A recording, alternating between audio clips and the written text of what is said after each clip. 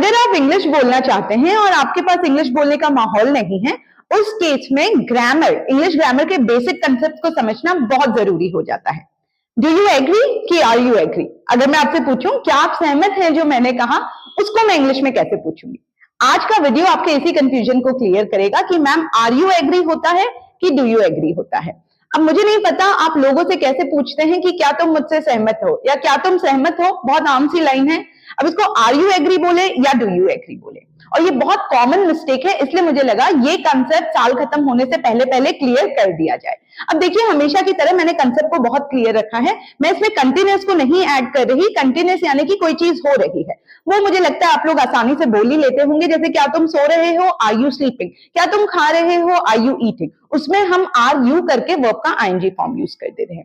तो बाकी के 3 कंसेप्ट हैं जो मैं इस वीडियो में क्लियर करूंगी, तो बने रहिएगा पूरे वीडियो तक ताकि आपको पता लग जाए कि आर यू एग्री सही है कि डू यू एग्री। मैं नहीं चाहती आप तुक्के में बोले, जो भी चीज आप सीखें आप कॉन्फिडेंटली, कॉन्फिडेंस के साथ लोगों से पूछ पाए, ताकि सामने वाला अगर शक्लें भी बनाए तो आपको पता हो मैंने इंग्लिश गलत नहीं बोली है, मुझे कंसेप्ट क्लियर है और इसीलिए मैं डू यू या आर यू बोल रहा हूं।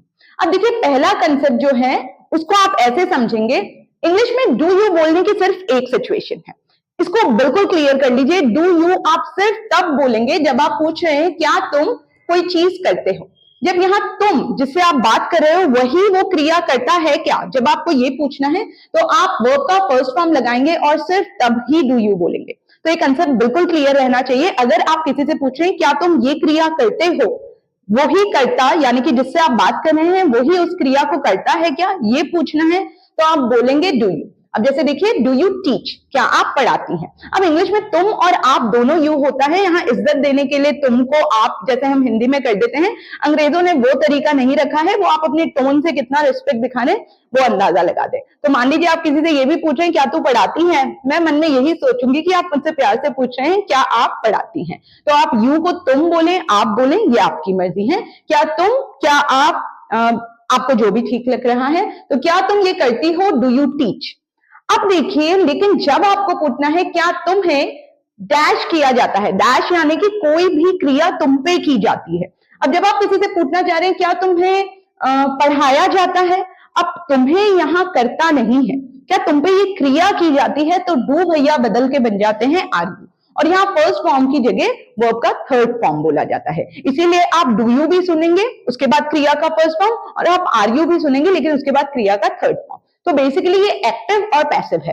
एक्टिव और पैसिव आपने अगर मेरे पुराने वीडियोस देखे होंगे बिल्कुल क्लियर हो गया होगा, पर यहाँ आप वो भी मत सोचिए। आपको सिर्फ क्या टेक्निक आजमानी है, क्या तुम ये करते हो तो डू यू, क्या तुम्हें जैसे पढ़ाया जाता है, क्या तुम्हें बुलाया जाता है, क्या तुम्हें पीटा जाता है, क्या तुम्हें फोर्स किया जाता है, क्या तुम्हें समझाया जाता है। अब वो इंसान वो क्रिया नहीं कर रहा है, उस पे वो चीज की जा रही है, तो डू को हम कहेंगे बाय बाय और आप आर यू पूछ लेंगे। जैसे देखिए, यहां आपने मुझसे पूछा था क्या तुम पढ़ाती हो, तो आप पूछे डू यू टीच। पर मान लीजिए मैं आपसे पूछूंगी क्या तुम्हें पढ़ाया जाता है, अब मुझे पता है आप नहीं पढ़ाते, पर आपको कोई पढ़ाता है, मैं उस कर्ता का बारे में बिल्कुल मेंशन नहीं करी, मैं सिर्फ पूछना चाह रही हूँ क्या तुम्हें पढ़ाया जाता है, तो मैं क्या कर रही हूँ, आर यू। अब मैं वर्ब का थर्ड फॉर्म बोलूंगी टॉप। तो दिमाग में रखिए, डू यू के बाद वर्ब का फर्स्ट फॉर्म अगर वो ही करता है, क्या तुम ये करते हो, पर क्या तुम पे ये क्रिया किया जाती है, क्या तुम्हें बुलाया जाता है, क्या तुम्हें समझाया जाता है, क्या तुम्हें खरीदारी करके दी जाती है, क्या तुम्हें समझाया जाता है, या कोई भी चीज जो उस पे की जाती है, तो आर यू। अब डू यू टीच यानी कि क्या तुम पढ़ाते हो, आर यू टॉट क्या तुम्हें पढ़ाया जाता है। तीसरी सिचुएशन है जब आप बोलते हैं क्या तुम डैश हो। अब ये डैश कुछ भी हो सकता है, मैंने लिखा है नो वन। अब देखिए, जब सेंटेंस में कोई क्रिया नहीं है, अब इसमें नाउन या एडजेक्टिव आता है, नाउन या एडजेक्टिव सोचने की ही जरूरत नहीं है। आप समझ लीजिए जब आप किसी क्रिया के बारे में नहीं पूछ रहे, आप सिर्फ पूछ रहे हैं क्या तुम बिजी हो। अब बिजी कोई क्रिया नहीं है। आप जब भी किसी से उसकी अवस्था, वो किस अवस्था में अभी, busy, free, tensed, worried, happy, sad, या मूड उसका, या किसी भी चीज की क्वालिटी, उसकी कोई क्वालिटी, क्या तुम कॉन्फिडेंट हो, तो आप आर यू बोलेंगे। तो देखिए, आर यू या तो आप कब बोल रहे हैं, आर यू के साथ क्रिया लगानी है तो थर्ड फॉर्म, जब आप पूछे क्या तुम पे ये किया जाता है, और दूसरा जब नो वन, सेंटेंस में क्रिया ही नहीं है तो आर यू। अब आपको जो भी पूछना है, जैसे देखिए आर यू अ टीचर, अब आप मुझसे पूछें क्या आप एक टीचर हैं, तो आप मुझसे पूछेंगे are you a teacher. Teacher कोई क्रिया नहीं है। एक और तरीका ये देखने के लिए कि वो वर्ड क्रिया है कि नहीं, आप ये सोच सकते हैं क्या टीचर के 3 फॉर्म होते हैं? क्रिया के हमेशा 3 फॉर्म होंगे, जैसे teach, taught, taught, drink, drank, drunk, forgive, forgave, forgiven, scold, scolded, scolded, invite, invited, invited. पर जो नो वर्ब यानी कि नाउन या एडजेक्टिव्स होंगे उनके 3 फॉर्म, ईडी, ईडी या टीच, टॉट, टॉट जैसा कोई फॉर्म नहीं होता। अब देखिए टीचर, टीचर्ड, टीचर्ड नहीं होता। अब अगर आप मनगढ़ंत बना दें प्रियंका, प्रियंका, प्रियंका, तो फिर मैं कुछ नहीं कर सकती, जैसे प्रियंका कोई क्रिया नहीं है, प्रियंका एक नाउन है। तो आप बेसिकली नाउन एडजेक्टिव्स के पंगों में पढ़ने से बेहतर है ये समझ ले, ठीक है मैम, जब हम किसी से पूछ रहे हैं क्या तुम ये हो, कॉन्फिडेंट हो, खुश हो, दुखी हो, टेंस्ड हो, बिजी हो, क्या तुम अपसेट हो, क्या तुम एक्साइटेड हो, क्या तुम लेट हो, क्या वो तुम्हारा भाई है, तो आप बस क्या करेंगे, आर यू लगा के जो भी नो वर्ब वाला वर्ड है वो चिपका देंगे। तो देखिए तीनों, डू यू टीच, आप उस इंसान से पूछ रहे हैं, आर यू टॉट, क्या तुम्हें पढ़ाया गया, और आर यू अ टीचर। तो टीच, टॉट और अ टीचर। अब देखिए एक कंसेप्ट बिल्कुल क्लियर हो गया, ठीक है मैम, डू तो सिर्फ तब बोलना है जब आप पूछ रहे हैं क्या तुम ये करते हो, तो इसीलिए ये 3 याद रखिए, क्या तुम वर्ब का फर्स्ट फॉर्म कोई भी क्रिया करते हो तो डू यू, क्या तुम्हें डैश किया जाता है, क्या तुम पे ये क्रिया की जाती है, तो आर यू वर्ब का थर्ड फॉर्म। और क्या तुम ये हो, कोई क्रिया नहीं पूछ रहे, क्या तुम बिजी हो, क्या तुम खुश हो, क्या तुम अच्छे हो, क्या तुम बुरे हो, क्या तुम शाही घर से हो, क्या तुम रवि के भाई हो, क्या तुम रवि हो, क्या तुम नेहा हो, आर यू। सिंपल, ठीक है। कुछ और एग्जांपल देखते हैं ताकि अब एकदम सेट हो जाए कि मैम डू यू और आर यू में तो आज के बाद बिल्कुल गलती होगी ही नहीं। अब ये हमने कर दिया। अब देखिए, do you respect your elders. अब आप उस इंसान से कुछ क्रिया पूछ रहे हैं, क्या तुम उसी इंसान से पूछ रहे हैं क्या तुम ये करते हो, क्या तुम बड़ों की इज्जत करते हो, तो झट से आपके दिमाग में आना चाहिए डू यू वर्ब का first form respect your elders. इसको योवर मत कीजिएगा, ये योर बोला जाता है, तुम्हारा। Do you respect your elders, क्या तुम अपने से बड़ों की इज्जत करते हो। Do you help your friends, क्या तुम अपने दोस्तों की मदद करते हो, उसी इंसान से हम पूछे भाई क्या तू ये करता है, डू यू वर्ब का first form. Do you like him, क्या तुम उसे पसंद करते हो, डू यू लाइक हर, कोई लड़की है तो क्या तुम उसे पसंद करते हो, डू यू लाइक हिम या डू यू लाइक हर, क्रिया आ गई वर्ब का फर्स्ट फॉर्म, उसी इंसान से आप पूछ रहे हैं क्या तुम ये क्रिया करते हो। डू यू प्ले क्रिकेट, क्या तुम क्रिकेट खेलते हो। तो ये सारे एग्जाम्पल्स में आप क्या करें, डू यू और क्रिया का फर्स्ट फॉर्म। तो दिमाग में सेट कर लीजिए, कोई भी क्रिया, क्या तुम जल्दी सोते हो, डू यू स्लीप अर्ली, क्या तुम खाना बनाती हो, डू यू कुक फूड, क्या तुम इंग्लिश प्रैक्टिस करते हो, डू यू प्रैक्टिस इंग्लिश, क्या तुम सुबह सुबह जल्दी उठ जाते हो, do you wake up early. तो क्या तुम ये क्रिया करते हो, डू यू वर्ब का फर्स्ट फॉर्म। आई होप आज के बाद आपको ये बिल्कुल कंफ्यूज नहीं करेगा और धीरे धीरे आपको पता भी लग जाएगा कि आर यू एग्री सही है कि डू यू एग्री सही है। अब आगे बढ़ते हैं इस वाले में, जब डू यू की जगह हम बोलेंगे आर यू। अब यहाँ क्रिया तो हो रही है लेकिन वो इंसान क्रिया नहीं कर रहा, आपको ये पूछना है क्या तुम्हें ये किया जाता है। अब ये कोई भी क्रिया हो सकती है, क्या तुम्हें पढ़ाया जाता है, क्या तुम्हें समझाया जाता है, क्या तुम्हें डांटा जाता है, क्या तुम्हें इन्फॉर्म नहीं किया जाता है, क्या तुम्हें कुछ नहीं बताया जाता है। अब वो इंसान क्रिया नहीं कर रहा है पर उस पर ये चीज की जाती है क्या। तो जैसे देखिए, are you invited every year, यहाँ बस डिफरेंस क्या आ रहा है, आर यू के बाद क्रिया का थर्ड फॉर्म, डू यू के बाद क्रिया का फर्स्ट फॉर्म। अगर कोई बोर हो रहा है और मैं बार बार एक ही चीज बोल रही हूँ तो मुझे माफ कीजिएगा, पर मैं चाहती हूँ वीडियो के एंड तक ये दिमाग में बैठ जाए कि डू यू के बाद वर्ब का फर्स्ट फॉर्म, जब वो करता ही यू से ही आप पूछ रहे हैं क्या तुम ये करते हो, डू यू वर्ब का first form, are you verb का थर्ड फॉर्म, यानी कि तुम पे ये क्रिया की जाती है। ठीक है, तो are you invited every year, क्या तुम्हें हर साल इन्वाइट किया जाता है। Are you always informed late. अब देखिए इन्फॉर्म्ड, आर के बाद थर्ड फॉर्म, डू के बाद क्रिया का फर्स्ट फॉर्म, आर के बाद यू बोलने के बाद क्रिया का थर्ड फॉर्म। तो are you informed, always informed late, क्या तुम्हें हर बार लेट ही इन्फॉर्म किया जाता है। हम नहीं बोल रहे कौन लेट इन्फॉर्म करता है, हम बस पूछ रहे क्या तुम्हें हमेशा लेट इन्फॉर्म किया जाता है, तो डू यू इन्फॉर्म नहीं बोलना है। Are you informed always late या are you always inform late. Are you scolded every day, क्या तुम्हारा यही काम है, क्या तुम्हें हर दिन डांटा जाता है। अब मम्मी डांटती हैं, पापा डांटती हैं, मैम डांटती हैं, भाई डांटता है, दीदी डांटती हैं, पर आप पूछें क्या तुम्हें हर दिन डांटा जाता है। Are you scolded every day या आर यू रिस्पेक्टेड एवरीवेयर। इज्जत सिर्फ परिवार वाले देते हैं कि तुम्हें हर जगह इज्जत दी जाती है, तुम इज्जत करते हो नहीं पूछ रहे हैं, क्या तुम्हें हर जगह इज्जत दी जाती है। Are you respected everywhere. अब ये सेट कर लीजिए, जैसे देखिए क्या तुम्हें सच बताया जाता है, are you told the truth. क्या तुम्हें हर दिन बुलाया जाता है, आर यू इन्वाइटेड या कॉल्ड एवरी डे। क्या तुमसे पूछा भी जाता है? Are you asked?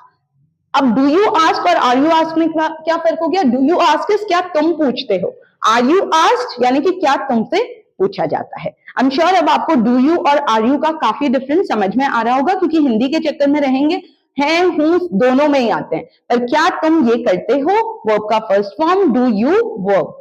Do you eat? Do you sleep? Do you play? Do you teach? Do you play? Do you sleep late? Do you wake up early? Do you take showers every day? या जो भी क्रिया तुम करते हो, क्या तुम पे ये चीज की गई? क्या तुम्हें जॉब से निकाल दिया गया? ये पास्ट हो गया। क्या तुम जॉब बदलते हो? Are the jobs change?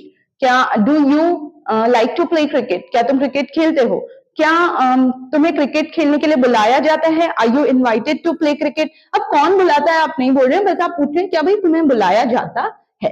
ठीक है, तो ये कंसेप्ट क्लियर। और ये वाला बेचारा तो सबसे भोलू है, आर यू के बाद आप जो क्रिया, जिस सेंटेंस में क्रिया है ही नहीं, आप वो पूछ ले रहे हैं। जैसे देखिए, आर यू अ टीचर, तो मैंने बता ही दिया था। Are you busy? कोई क्रिया नहीं है, क्या तुम बिजी हो? Are you ready? क्या तुम तैयार हो? Are you upset? क्या तुम दुखी हो? Are you nervous? क्या तुम नर्वस हो?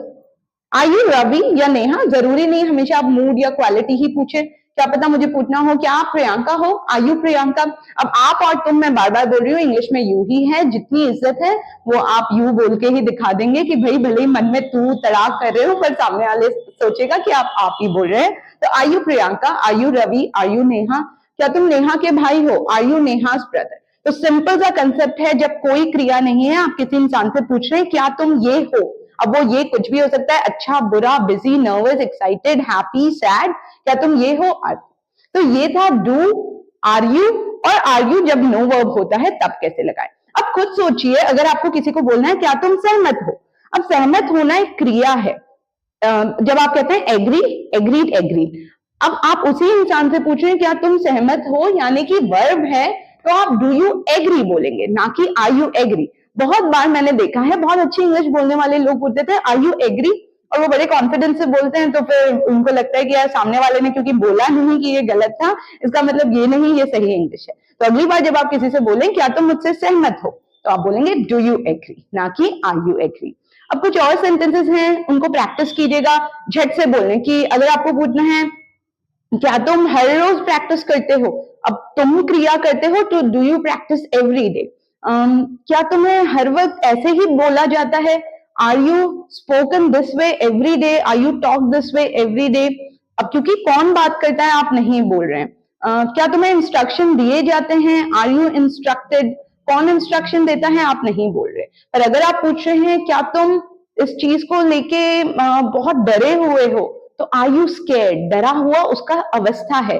नो वर्ब यानी कि कोई भी वर्ड जो इंसान की अवस्था, किस अवस्था में है वो, उसका मूड, किस मूड में है, हैप्पी, सैड, नर्वस, एक्साइटेड, या कोई भी चीज, कोई भी वर्ड जो आपके बारे में बताए, आप नेहा हो, आप उनकी बेटी हो, आर यू एस.सी. पचोली's डॉटर, और मेरे पापा का नाम, तो मैं यस या नो बोलूंगी, तो मैं ये पैटर्न यूज करूंगी। तो ये था डू यू और आर यू का फंडा। जैसा मैंने कहा, आर यू एक और जगह यूज होता है कंटिन्यूअस में, are you sleeping, are you teaching, are you calling, are you coming, कोई भी चीज जो हो रही है, and I am pretty sure उसमें आप वर्ब का एनजी फॉर्म बिना सोचे ही लगा देते होंगे। जैसे मैं हमेशा कहती हूँ, इंडियन नर्वस होते ही वही टेंस यूज करते हैं, आर यू और वर्ब का एनजी फॉर्म, उसका मतलब होता है क्या ये चीज हो रही है। आर यू कमिंग, क्या आप आ रहे हैं। So, are you watching my videos? क्या आप लोग मेरे वीडियोस देख रहे हैं, तो वो तो आर यू होगा ही। आई होप ये वीडियो देखने के बाद अब लाइफ में कभी आप आर यू एग्री नहीं पूछेंगे, आप जम के पूछेंगे डू यू एग्री, वो भी कॉन्फिडेंस के साथ। अगर आप मेरा वीडियो पहली बार देख रहे हैं तो प्लीज चैनल को सब्सक्राइब करें और मुझे जरूर बताएं आप मुझे कहां से देख रहे हैं। पुराने सब्सक्राइबर, हमेशा की तरह मेरा वीडियो पूरा नहीं होगा अगर मैं मन से थैंक यू नहीं बोलूं। आप लोगों के कमेंट्स, कुछ लोग मुझे कह रहे थे इतना प्यार कोई कैसे कर सकता है कि इतने अच्छे से इतने लंबे मैसेजेस लिखे। आई थिंक मैं बहुत लकी हूं कि मुझे इतने प्यार करने वाले सब्सक्राइबर मिल रहे हैं। आप लोग मेरी मेहनत को अप्रिशिएट कर रहे हैं, जो मुझे मोटिवेट करता है कि मैं और यूजफुल कंटेंट और बिल्कुल मेहनत से पढ़ाऊं, जैसे कि मैं ऑफलाइन क्लासेस में पढ़ाती हूँ। तो ये था आज का वीडियो। प्लीज मुझे जरूर बताइएगा आपको ये वीडियो कैसा लगा, और एक दो सेंटेंसेस बना के पूछिएगा जिसमें आप आर यू और डू यू का कंसेप्ट बिल्कुल क्लियरली मुझे बता दे, ताकि मुझे पता लग जाए इस वीडियो का मकसद बिल्कुल सही जगह पहुंच गया है और कंसेप्ट उसने क्लियर कर दिया है। तो ये था आज का वीडियो। मिलते हैं एक और ऐसे वीडियो में जो आपको इंग्लिश बोलने के एक कदम और नजदीक ले जाएगा।